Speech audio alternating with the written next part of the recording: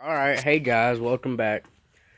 This is my 2011 Honda Recon 250. It's currently up for sale now for $18,500. It's getting a new starter and a new starter solenoid. They'll all be here next Tuesday, next Wednesday, something like that. Those are getting slapped in. You gotta push start it down an incline. You gotta pop it in first gear, wait for it to turn over a couple times, and pop it down in neutral, and it fires right up. Trick is to getting it where it's not on the compression stroke. That way you don't have to fight the motor too bad. It already has some momentum, so it turns over a lot easier. Just got new plastics put on it not too long ago, maybe 3 or 4 days ago. Went from red plastics to green plastics, as I thought they looked a little bit better, and these aren't as cracked as bad as the red ones were. If you looked under the seat of the red ones, all this was all cracked. All in here was cracked. This is a whole new piece. All this was cracked. This piece was cracked, but this one's kind of broke. I'm gonna have to order a new one. The front up here was cracked from where it hit a tree. This is a new one from a new bike, or newer bike. It's a 2012, but it bolted right on. This front plastic piece right there, that's a newer one, came off the other one. That one was broken. I have all these off because those 28 tires just won't.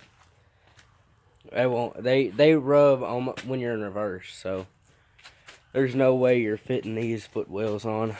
I tried it, it wouldn't even budge. It's got a steel shifter. I forgot who the company is, but they sent it out to me. Works great. I've used it. I put it through its paces. It seems like it's a great product for me.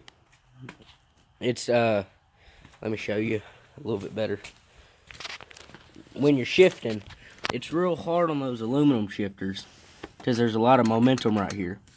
Well, when you shift up on these, this has a little bit of give to it from a spring right there.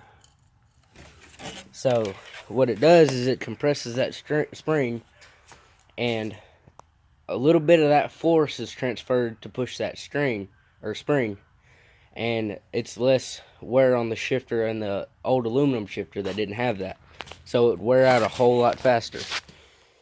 Well, I imagine they did this so it wouldn't strip out the splines on your shaft into the transmission. But you may notice this, but there's a little bit of an oil leak right here. That's where the O-ring around the starter went bad. It went bad as soon as I took the starter out and put it back in to make sure it was just the starter that went bad, and it was. The starter solenoid's fine. The starter had so much mud in it, it seized it up. So, got a brand new starter coming in, I already told y'all. That's about it with this bike. But we move on over here to a 2008 Brute Force 750 with a janky relocate kit that I need to bolt back on and weld it back to the rack. These are the tires that originally came on it. I just stuck them on the Honda for deer season because little puny stock tires, well, those were on it, and they just wouldn't make it through all that water that's down our road to our deer camp. So what's wrong with this? Sorry for the mess, I took that apart. It's got a whole lot of electrical problems. I've been messing with the fuses and stuff, and all of them are blown, all except for this one. This one's brand new. I don't know if the ECU is good. I don't know if the fuel program is good. I know that's all a mess, all the relays and crap. So I don't know. I'm thinking about just selling it as is. I have the belt box for it, but I haven't put the cover on.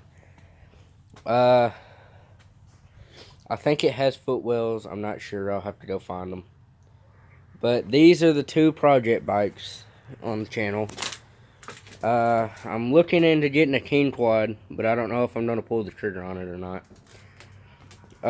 We're also getting another bike, not a bike, but it's a 1995 Toyota Tacoma extended cab, or whatever their version is. I'm kind of a Chevy guy, so I'm extended cab. I'm just going to say it. It's got a new motor in it. It got dropped in today. New clutch, new radiator, because this one was patched up with JB Weld with no coolant in it at all. So that's probably what blew the motor. He said he just blew it up recently. It started running on one cylinder, then he kept running it, or one cylinder lost compression. Then he kept running it, and the other cylinder lost compression. So he says he just set it up after that, and I really don't have the time or the money to go through the motor and rebuild it with school and all. So my dad offered to buy a new motor for it, so I just let him do it. I know, greedy, huh? I got a Warren 3000 MR winch. It has all the sticker stuff on it. It was on here for deer season, but I never used the thing. When all these plastics were getting taken off, I noticed that there wasn't a winch controller on here anymore. So I figured someone stole that thing. And here's all the wires and stuff for it. They're all flipped off and pulled out. And then took the winch off, and I noticed that there were no positive and negative lines to it. So I figured they tried to take the winch, and they ended up pulling out the lines, or the positive and negative wires for it. So I don't know if you can replace that or not. So comment down below if you can or not. Well, I think that's about it for this video. It's just kind of a little update video, just something for y'all to watch, pretty much, because I'm too lazy to go ride.